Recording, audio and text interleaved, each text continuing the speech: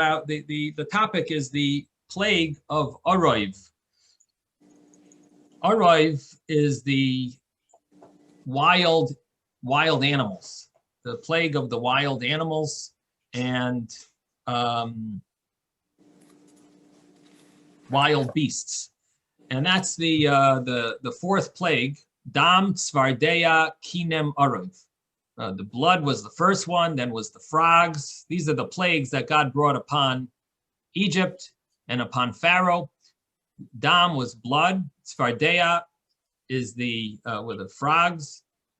Kinem are lice, and Arov are the wild beasts. And so, just wondering if any of you have any prior knowledge, any information about the uniqueness of the plague of the wild beasts. Does anyone have any thoughts on that matter? On this topic? Anyone? No. Yes, Gloria. When all of the grandchildren used to visit my bubby, and they were all noisy and yelling and screaming and hollering, she would complain that Hashem had put in her house the plague of the wild beasts. That was her joke. Very, very interesting that you say that. One of the questions actually that you mentioned that is, what was the worst part of the plague of the wild beasts? Was it the noise and the being so shocked and overwhelmed with the animals, or was it actually the damage that they did? Because there are really two parts to the plague. One is the fact that they bite and they destroy and they kill, and the other part is that the wild beasts they wreak havoc, and they bring about a confusion and I'm not even sure a good term in English for the type of confusion that they bring about, but the people are just overwhelmed and afraid and can't get on. I don't know if any of our English majors want to help us with a good term, what that plague. Would it be chaos or intimidation? Chaos would be good. Yeah, intimidation. Okay, these are good words.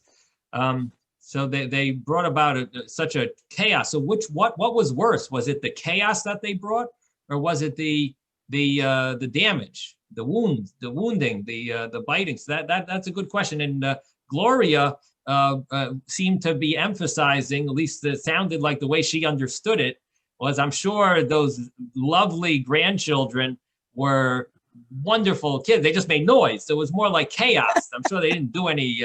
They weren't. Damaging anyone or anything in the house. They were probably just, there's a lot of chaos. So I think that it's good you brought that up, because that really says, that's the way you understood it. I'm just wondering how other people understand the plague of the wild beasts. Anyone else? Does everyone think of it as chaos, or anyone thought of it as more the being bitten by these and being eaten up by these wild beasts? I would have thought of it as being eaten up, just thinking of myself in a forest. Okay, right. It also comes right on the heels of the story about Joseph, and apparently it was common in those times for wild beasts to kill people and tear them apart. So I should think that would be the most frightening thing. So what are you referring to with the story of Joseph? What? Oh, that they told the father that wild beasts had eaten him up and bloodied his coat. So apparently, and that's still fresh in my mind from a few weeks ago. Right. So the specter of a wild beast tearing someone to pieces and killing them wasn't unheard of. Right. It was maybe common, somewhat. It was not unusual. Okay. So interesting that you. That's great that you brought that up from the story of Joseph. That's right. So I guess it's both in a certain sense. The plague carried with it both ideas, both elements to it. But maybe we'll see a little more about it a little later. One of the things that is really interesting is that the Torah doesn't really say the word wild beasts. What is the term that the Torah uses for this plague? It uses the term mixture. Aroiv. Aroiv means a mixture. I'm going to read for you the paragraph in the Torah that talks about the fourth plague. It's very surprising. It says, Hashem told Moshe, Hashem said to Moshe, rise early in the morning and station yourself before Pharaoh as he is going out to the water. And what that means is that Pharaoh would claim, he used to claim that he never needed to use the restroom. And so he would always go in the morning to the water, to the river. And that's where he used to use the restroom. So Moshe was told to go there because he's going to be going there in the morning because he goes there every morning. And so go to station yourself before Pharaoh as he's going out to the water, and you should say to him, so does Hashem say, send forth my people so that they may serve me. That's the first verse about with this plague. Then comes the next verse. For if you do not send forth my people, I will incite against you and against your servants and your people and your houses the mixture.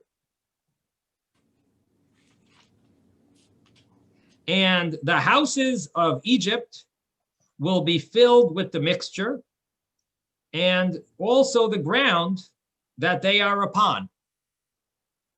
So, and if you don't trust me, we have Ben who speaks Hebrew. Ben, can you just confirm that Aroiv means mixture? Eruv means mixture, yeah. Yeah. So it doesn't really Bev. mean wild beasts. So, it's very interesting that this plague, it's so unclear what it is. And Well, they tell you a mixture because probably didn't send just one type of animal. right, It but it sent would a be mixture nice. of animals. It would be nice if it said a mixture of wild beasts. Yeah. But it does just say it says a mixture. And then comes the next verse. And the next verse says, on that day, I will set apart Goshen, which my people dwell upon, so that there will not be any mixture over there. Thus you will realize that I am Hashem in the midst of the land. And then the next verse says, I will, v'samti pedus, I will make a distinction of redemptive distinction between my nation and your nation and your people. Tomorrow, this miracle will happen, which was the plague. And Hashem did that. And the Aroiv, a very heavy mixture, came upon the house of Pharaoh and the house of his servants and on all the land of Egypt. The earth was destroyed from the mixture. Okay, so that's the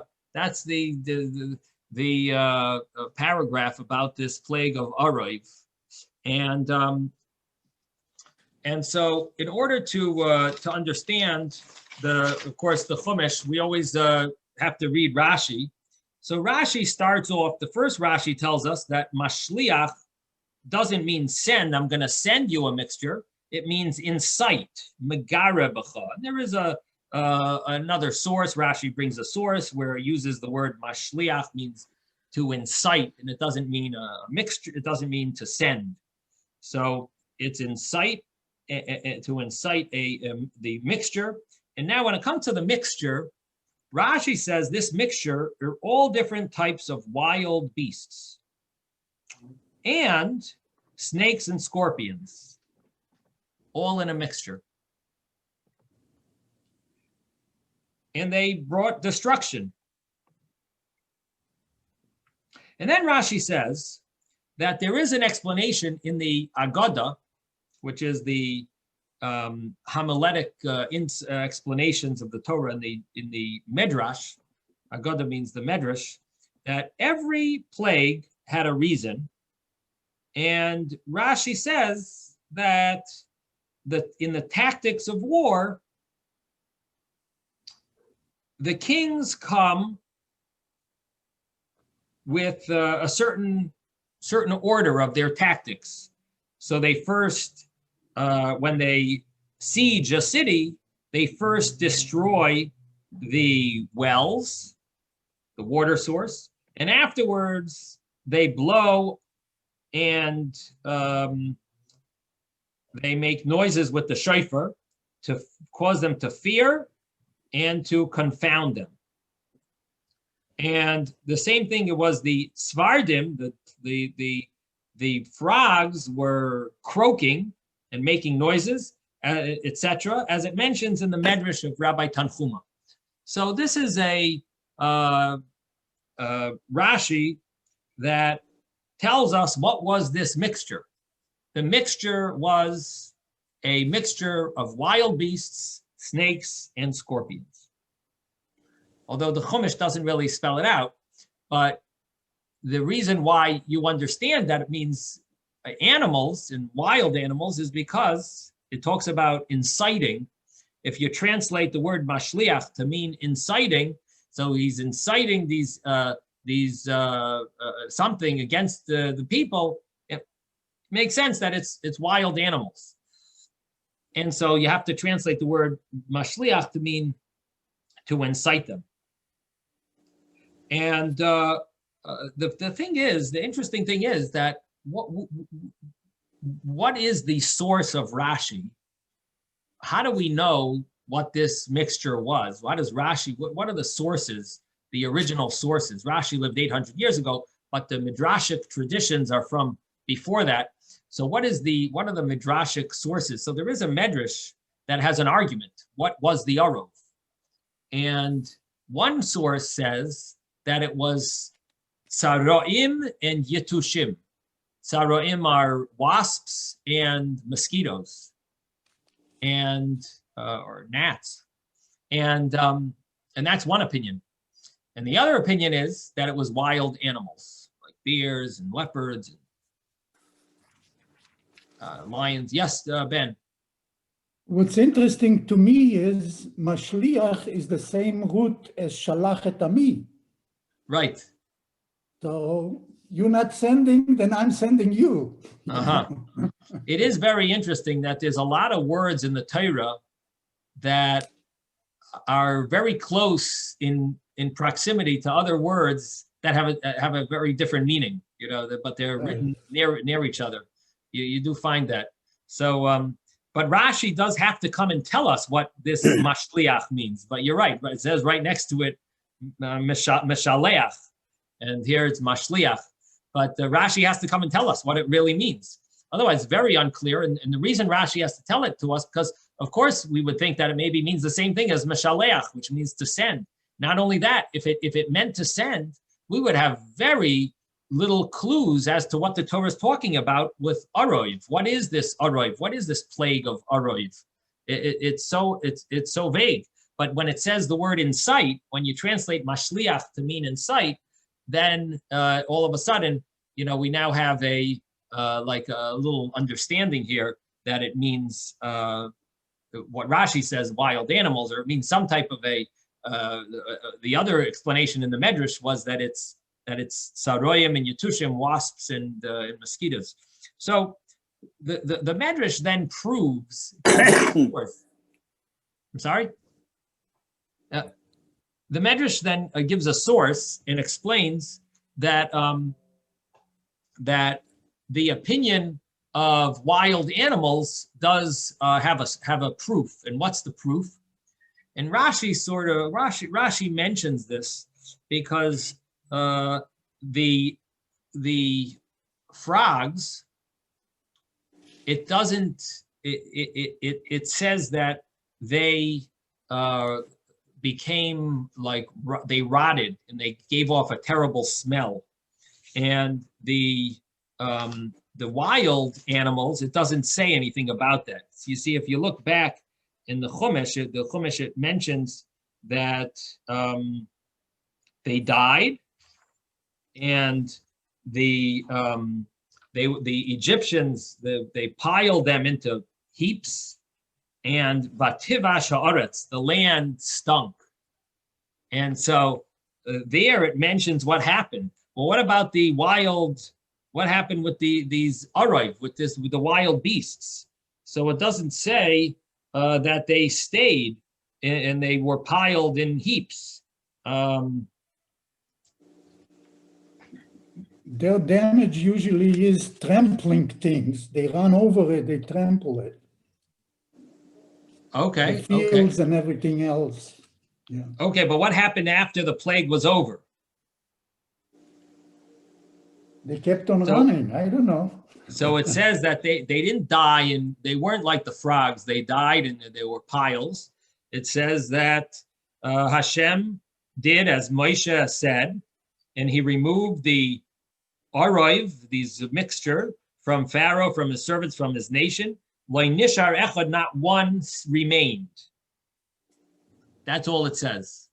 So what's the difference? Why by the frogs we pile them up and the land stank, had a stench, and by the, so here it doesn't say that. So Rashi really asked this question later on, and Rashi says that if they would have died, we would benefit from their skin.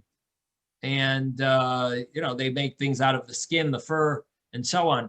So because of that, God didn't want the Egyptians to benefit from the plague. He wanted them to be hurt from the plague, not benefit from it. So therefore, he removed the animals instead of having them die and having them stink. The frogs, you can't use their skin for anything. Therefore, for the frogs, it was better for them to cause a stench in Egypt. Now, if you translate the arayv, the wild beasts, to mean wasps and mosquitoes, so why doesn't it say that they were piled up? It must be that it's wild beasts. Otherwise, it would say that they piled up. So that's a proof that the mixture is referring to wild beasts, and it's not referring to mosquitoes and wasps. So that's the two opinions. Rashi takes this other opinion, but I must say Rashi is surprised. Rashi is a little surprising that Rashi adds the words that there was snakes and scorpions, because the Medrash doesn't say that. The Medrash says wild beasts. The snakes and scorpions is Rashi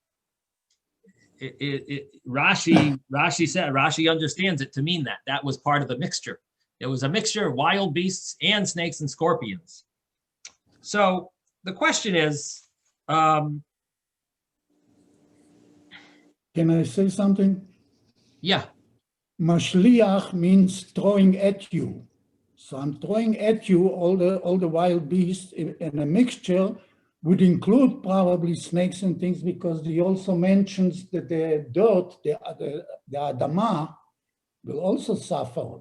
It's not. So let me just answer you that there's two ways of spelling mashliach and two ways of sounding it, with a ches and with a chaf.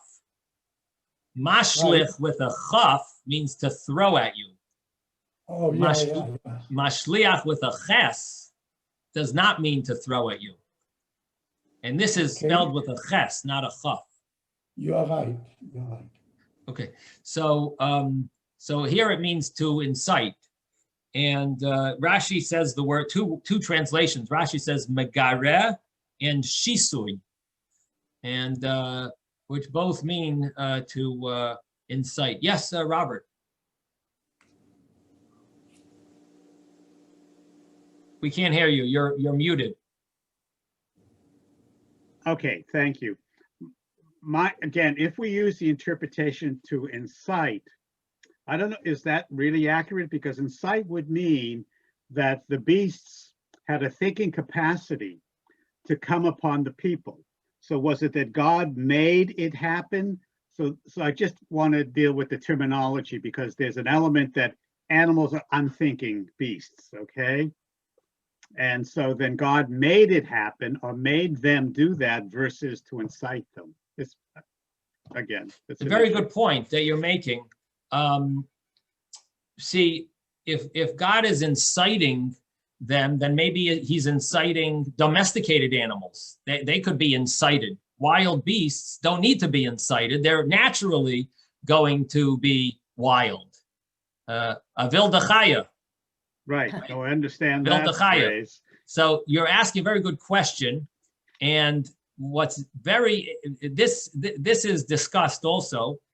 So you're I'm not too far afield, right? I'm not. Yeah, off the you're base. right on Okay. right on the.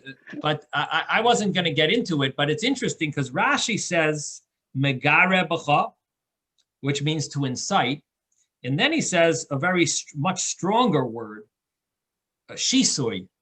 Shisui means to really incite, and I don't know if there's a better word than incite. When you want to get someone, in Hebrew, there's an extra word, shisui. Well, it's like to agitate them. Provoke. Well, is provoke much worse than incite?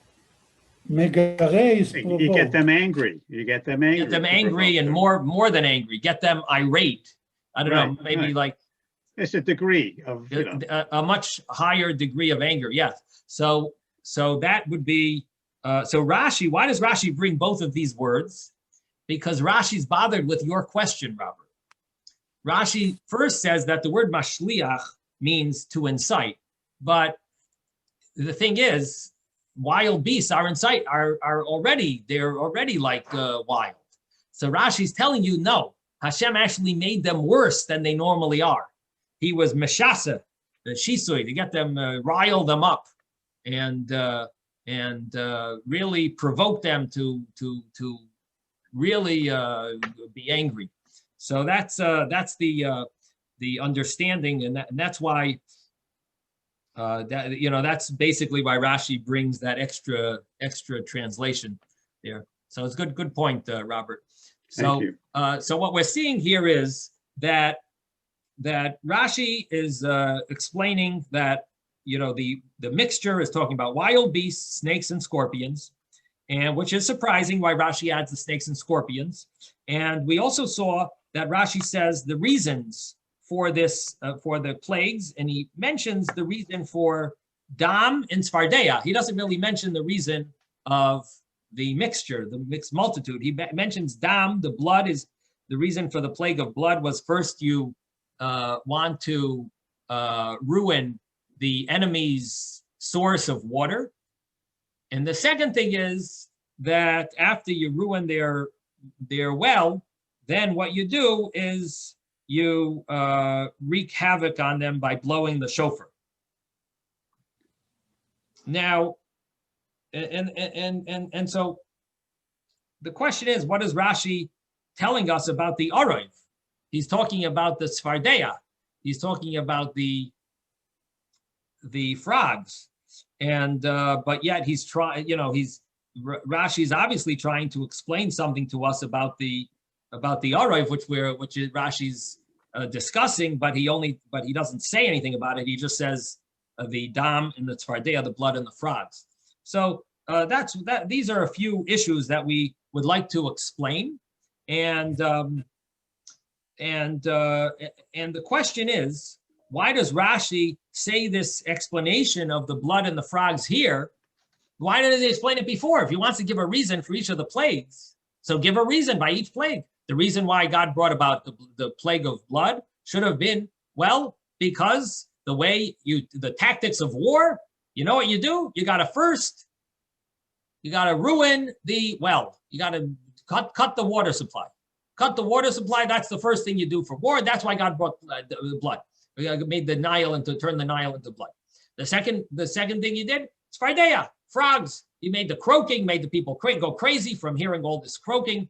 And that's the second thing you do, like you blow the shofar, you make people crazy. They hear these blasts one upon another, and they're all overwhelmed with these noises, and they go. It brings about they're confounded and totally losing themselves and going crazy and chaos and so on. So that's the reason for the tzfardea. Rashi doesn't say it over there. Rashi waits till the fourth plague, and he tells us, by the way, you know what? There is an agadic explanation. There's a medrash that tells us a reason for the plagues, and he mentions here on the fourth plague, he talks about these reasons. So why does Rashi mention it earlier? So one of the commentaries says that Rashi hinted reasons earlier because earlier on, Rashi said that the reason for the plague of turning the Nile into blood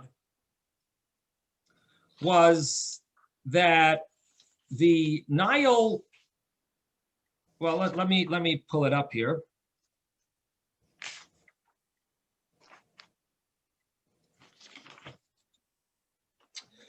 So Rashi says,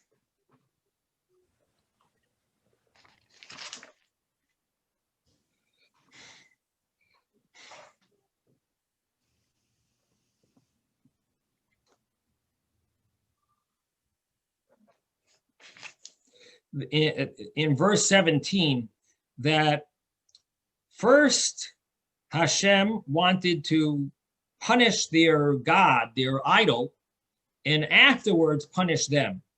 So it says it didn't rain in Egypt, and therefore they relied completely on the Nile River, and that would give water to everything, water the ground of the whole Egypt.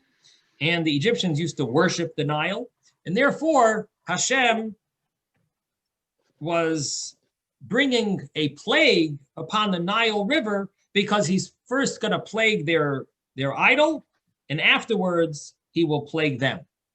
So that gives us an explanation for the reason for the Makkah, the plague of blood. So again, here Rashi tells us the reason for the plague of blood is because he's cutting off the water supply. That's the first thing you do, the tactics of war. Earlier on, when we talked about the plague of blood, Rashi over there brings that the reason for bringing a plague of blood was because you first give a punishment to the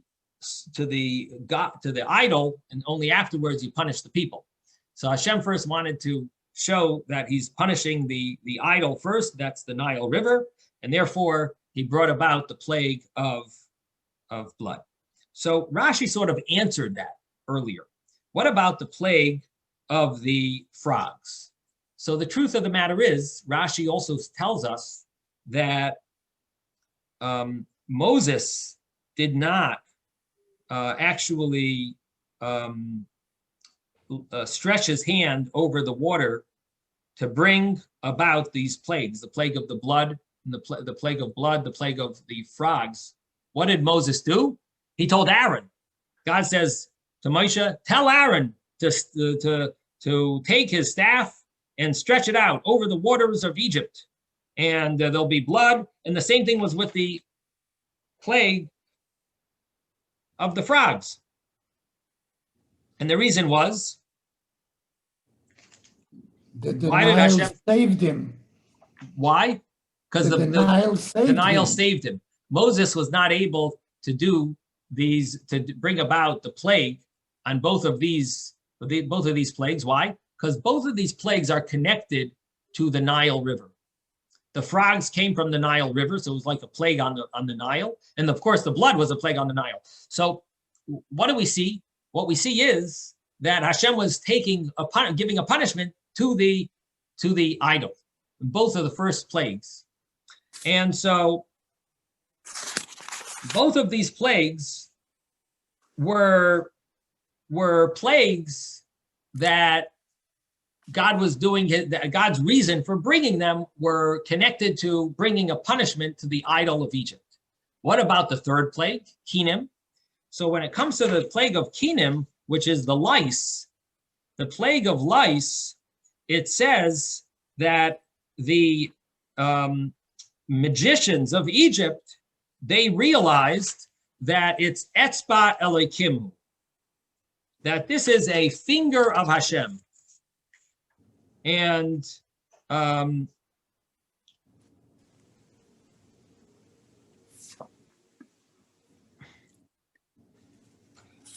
I should also mention that here also Aaron was the one who hit the earth with the stick. And again, it's because the earth saved Moses when it protected Moses when he hid the body in the earth, even though it didn't work, because ultimately the Egyptians found out about the fact that he had killed an Egyptian and buried him. But the fact is, he used the earth to protect him, and it helped to, what it was meant for. It was, problem was someone saw before, but it did cover the body up, and therefore he was not able to hit the earth with the staff, because the earth saved him. And therefore, Aaron did this plague as well. So I just wanted to mention that on the side. But the idea of the plague of Kinim, what was the purpose of the plague? To bring about that the magicians will admit, in verse 15, it says, Etzba Elokim hu. This plague is a plague from Hashem, and it's not being done through magic. That was the conclusion of the Khartoumim, of the magicians. But nevertheless, Pharaoh didn't give in, but it did create at least a initial, at least an understanding by the magicians that there is a God, that Hashem is the one bringing these plagues. So we see the reasons for the first three plagues. So some of the commentaries want to say, here is where Rashi is bothered. What is the reason of what is the specific purpose of the wild beasts? And so that's the way that, if you want to learn it that way, so you have the reason for the first few plagues. And here Rashi is bothered, what's the reason for the Arov? And here Rashi tells us about this Medrash. The only problem is, the Medrash doesn't really talk about the Arov part. It mainly talks about the other plagues. So the Medrash says that you cut off the water supply, and it mentions about bringing havoc upon the enemy, like blowing the shofar, and that's the purpose of the tzfardeya. But it doesn't specifically emphasize the idea, the plague of the mixture, Arov. So we're going to need to come up with a better explanation.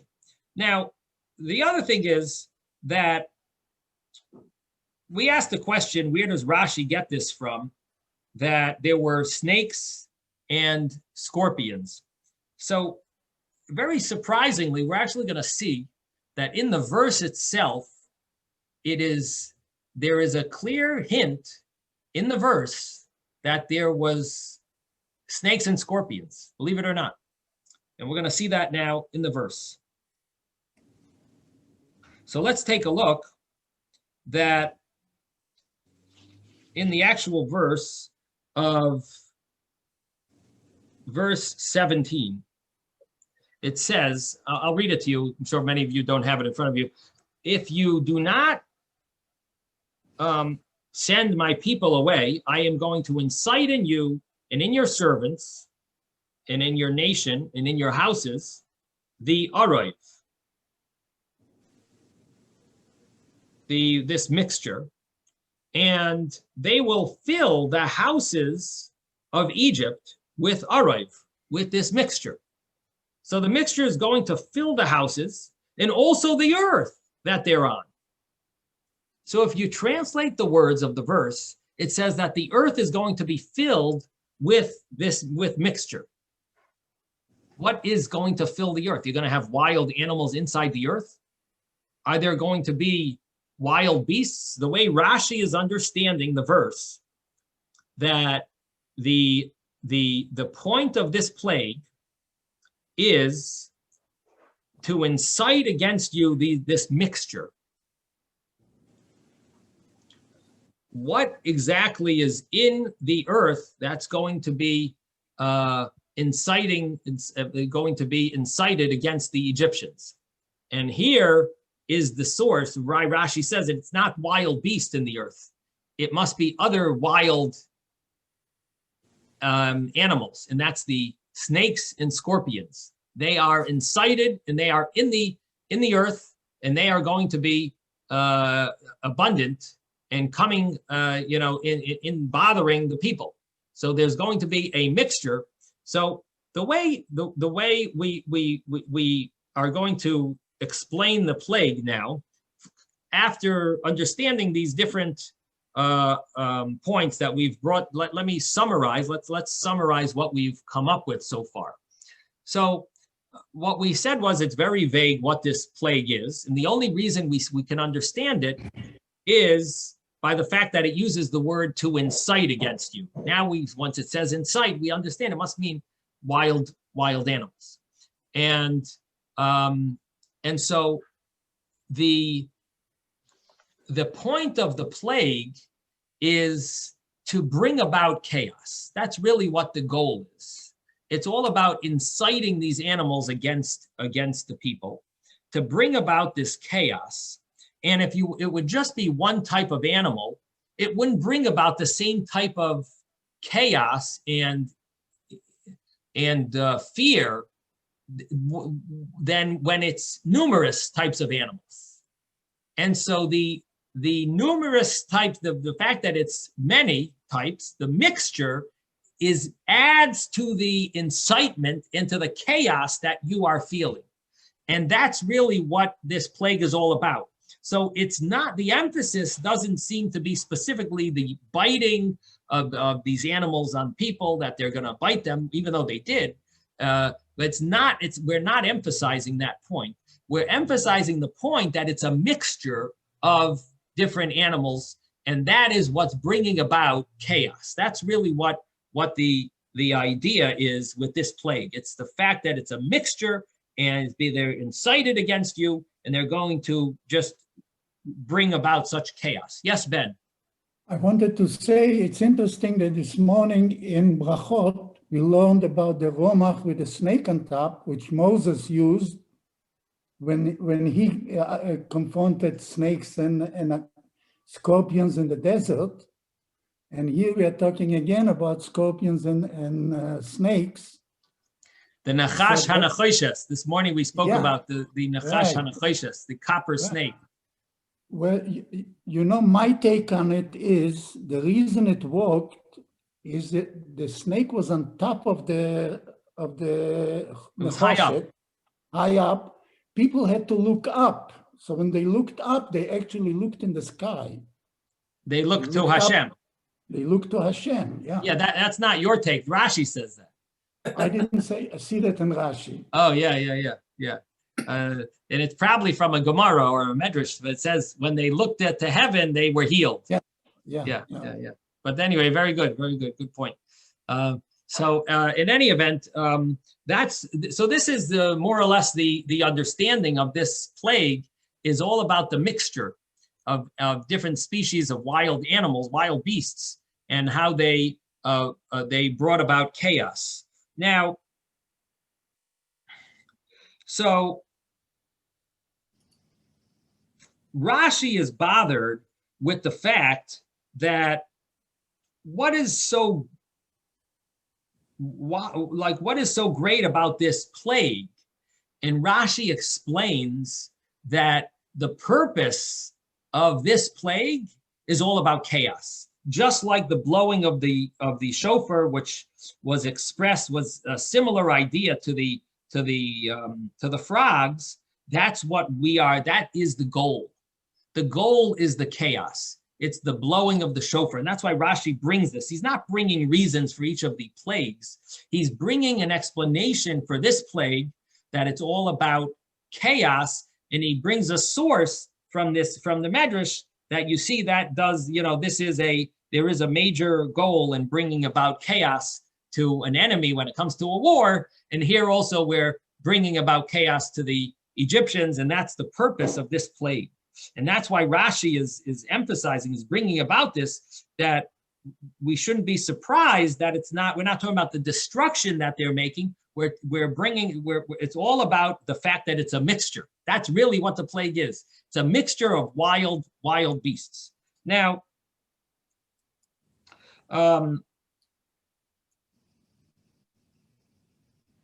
the most surprising thing about this plague, and this is something I thought maybe you people would mention when we started the class. This is the only plague from the first four where it mentions that I will make a distinction between my people and your people. So the question is, was the plague of the Nile River, did that affect the Jews? Did the plague of the frogs affect the Jews? Did the plague of the lice affect the Jews? The plague of the wild beasts did not affect the Jews. That we know. It says it. It says it right here. But it doesn't say. Yes, Will. The frogs, whatever, the blood, frogs, and lice are related to the Nile. Goshen is hundreds of miles away. Yeah, but they came from the Nile. The water came from the Nile. Did the Jews get affected by it? Goshen is on the Mediterranean coast, east of the Nile. Well, they don't need Nile's water.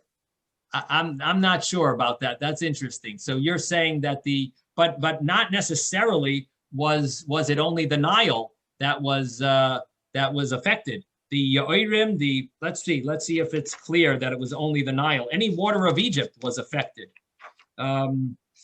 But I think it said that the Jewish water was not affected. So there's definitely opinions. There's definitely commentaries that will say that, and there are sources. But we'll soon see there are sources. Let me just see. I'm just wondering if there's anything very clear. So it says, "Speak to Aaron, take your staff and stretch it on the waters of Egypt, on Naharoisum, on over their waters, plural, al Yoirehem, on their canals, and on their ponds, and on all gatherings of waters. And there will be blood, and it'll be blood, and there was blood on the whole land of Egypt, and in the vessels of wood and in stone." Oh. So, what? That would affect Goshen. That sounds pretty inclusive. So it would seem to, yeah. I mean, it could affect Goshen. The same. It's all water of Egypt. It would seem that way. Now, so I should mention, and as Ben mentioned, I mean, there are sources. I always remember in school learning about how the Egyptians would pay money to the Jews to get water, because if the Jew had a cup of water, they could buy it from the Jew. I don't know if there's a source for that, but there are definitely opinions that the Jewish people did have water, and the same thing to the others, the other plagues as well. There is a Radvaz that says, how could it be that only Egypt, that even the Jews, how could it be that even the Jews were plagued with the first three plagues? How could that be? What type of sign, what message are you giving Pharaoh? That you're also getting the plague? The plague is also affecting the Jews? That's like you're missing the whole book. The whole point is to prove to Pharaoh God is angry at the Egyptians. What message are you giving Pharaoh if you hurt the Jews also? Right? That's the Radvaz's claim. Of course, there can't be the Egypt, but he's not necessarily. His view is not necessarily accepted by all the opinions. The Ibn Ezra, for example, who's a famous commentary. Yes, Ben. It says that they were digging places next to the Yaor in order to drink. But it says they So grew. not all the water was blood, only the Yaor, Well, as far as I can understand it. It would seem to me that they tried to, they grew wary from doing that, but it doesn't say that it worked. I'm not sure what the commentaries say. Let's see. They grew weary trying ways to treat the river in order to drink water from it. Since they worshiped the Nile as their source of life-giving and irrigating water, God struck it first in order to demonstrate its vulnerability, but it doesn't say clearly if they ended up getting water. I'm not sure how the commentaries, we would have to look and see if there's any, the difference of opinions of the comment, if there are commentaries that talk about that. But in any event, there definitely was a plague of blood in the Nile and in the waters, and the commentaries debate if it affected the Jews or not. And as I was mentioning to you, the Ibn Ezra says that the plagues did affect the Jews, and let me see if I could find it here. The Ibn Ezra says that the Makkah, the plague of blood, frogs, and lice, it included the Jews and the Egyptians because they were not they didn't really damage that much. Only Arayv, which was more damaging, that was more harsh, that Hashem made a separation. But the first three plagues, there wasn't a separation. That's the Ibn Ezra. Now, the Radvaz asks a good question. He says, what are you proving? If you bring the plague on the Jews, it's not really, you're not getting too far. You're trying to prove something. You're not really proving. You made a great miracle, but it's not proving the point. Now, interestingly, the Rambam writes that the Maimonides writes that the plague of blood and frogs didn't affect the Jews at all. The plague of lice affected the Jews, but it didn't bother them. Somehow they didn't itch from the lice. Didn't bother them. I don't know how that happened, but somehow it affected the entire place, and but it didn't bother them. Now the question is, so what does Rashi learn? Rashi doesn't really clarify. Rashi normally is supposed to give us the most simple explanation, and Rashi doesn't tell us, what's going on with regard to the Jews. We see in the fourth plague, all of a sudden the verse tells us that the Jews weren't affected. What about the first few plagues? So the common way of understanding Rashi is that if he doesn't say anything, then we have to assume that whatever it says is obvious, which means that the Jews were also affected by the plague, which is very surprising. The Jews were affected by the blood, by the frogs, and by the lice. That's the way, that's what it seems. Otherwise, Rashi should have told us. It doesn't say it clearly. Now, how do you answer the question of the Radvaz? The Radvaz has a very strong question over here that it doesn't tell us clearly. In other words, it doesn't show clearly to Pharaoh that this is Hashem who's punishing Egypt. He's punishing the Jews as well. So the thing is that is a very strong question. Now, the answer is, what are we proving to Pharaoh? If we're proving to Pharaoh that the God of Egypt, that the idol of Egypt, I should say, the idols of Egypt are worthless, what Hashem wants to do is he wants to affect the entire Egypt with the plagues and show how they are unable to do anything. The idols of Egypt are worthless.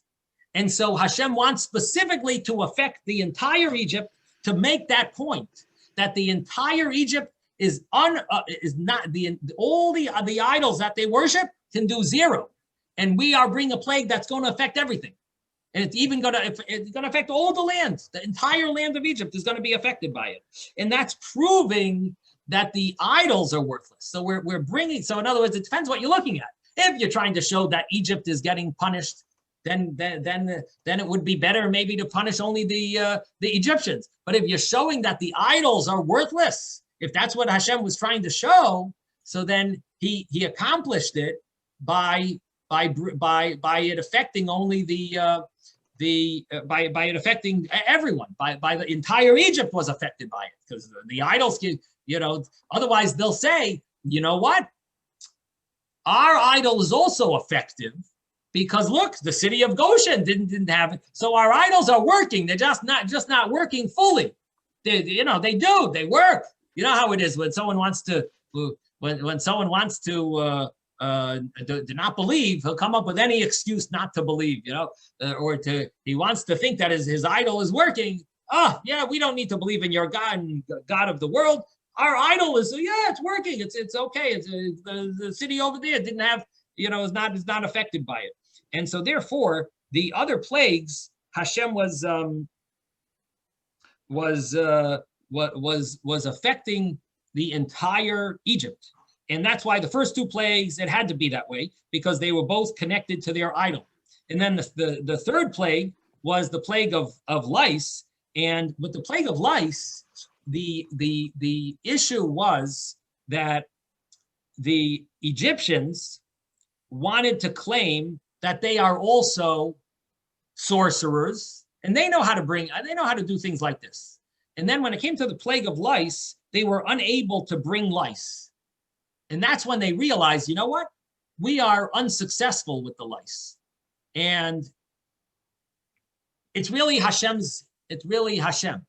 Now, if the plague of lice would not have affected Goshen, then the magicians of Egypt will say, you know what? We are magicians. Moses and Aaron is also a magician. And look, they were able to bring lice. They're a little better than us. We also know magic, but we're not as good as Moses and Aaron. And there's no God in the world. They're just doing magic. They're doing their magic. And look, they're a little better than us. But the fact that it affected the entire Egypt made it that it was unlimited. It was infinite. It affected the entire Egypt. And therefore, it made a stronger impact than it would have if it only affected the Egyptians, because it showed them that they're not just a little better than us. They did a plague that was an infinite plague. It affected the entire land of Egypt. Now, but the plague of Ariv, it was a different story. The plague of Ariv with the plague of the wreaking havoc, we're not proving anything about the God, the idols. We're not proving anything about the magic. We are simply trying to wreak havoc. You want to wreak havoc? Now it's only Egypt. That's the people we want to wreak havoc to. The first ones we're proving about God. We're proving that our God is the real God and all of their idols are worthless. Their Kenim, we're proving that we're not doing it out of magic. We're doing it because this is Hashem. And therefore, we also needed to affect the entire Egypt. This is explaining Rashi's view. True, there are other explanations. There are other ways of looking at it. This is Rashi's view. And Rashi's view that the plagues did affect the entire Egypt. That the reason for that was applicable for the first three plagues. But when it came to the fourth plague of Ariv, we're just trying to wreak havoc on Egypt. Egypt alone, only Egypt should get that. Only the Egyptians. It shouldn't affect the Jews. So what's the deeper meaning behind this? So the deeper meaning behind this is, what did Hashem do with this plague? Hashem made a Ariv, a mixture. He broke the normal boundaries that there are, that the lions and the bears, they don't all live together. Normally they separate. And here they all were mixed. Everything was mixed. So Hashem broke the barriers that normally separate. And once you break the barriers,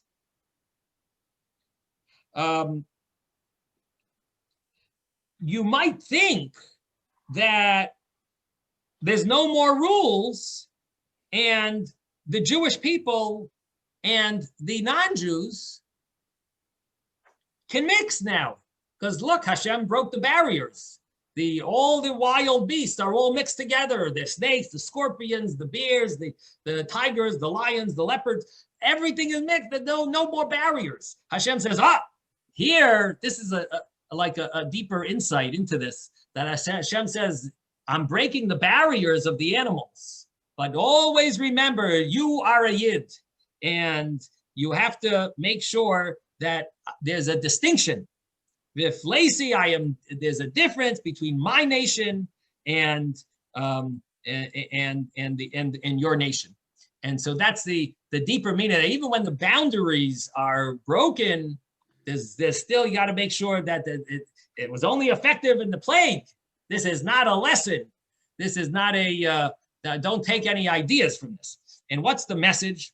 That specifically at a time when there is a confusion in the world, and when the rules of the world are totally breached, the normal limitations. So there's especially there's importance in strengthening the division between the Yisrael and the other nations.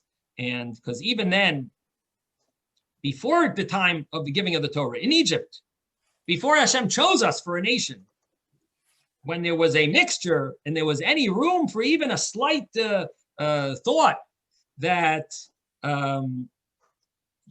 that maybe there doesn't have to be a distinction, Hashem made a special miracle that only these wild animals affected the Egyptians, and they did not affect the Jewish people. And this separation applied to every single Yid, even the Yidden that didn't want to leave Egypt, even the ones that ended up dying in Egypt, yet Hashem made this separation. Hashem separated between the other nations, the Egyptians, and the Jewish people, and all the Jewish people were saved from this. Didn't matter how religious they were. The fact is, they were a Yid, and that was enough to have them freed from this plague. And from this, we see that anyone that is considered a Yid has this great blessing, and was freed from that plague. And when we strengthen this, and we're proud of who we are, then we will ultimately merit the redemption speedily in our days, very soon, hopefully today. Amen.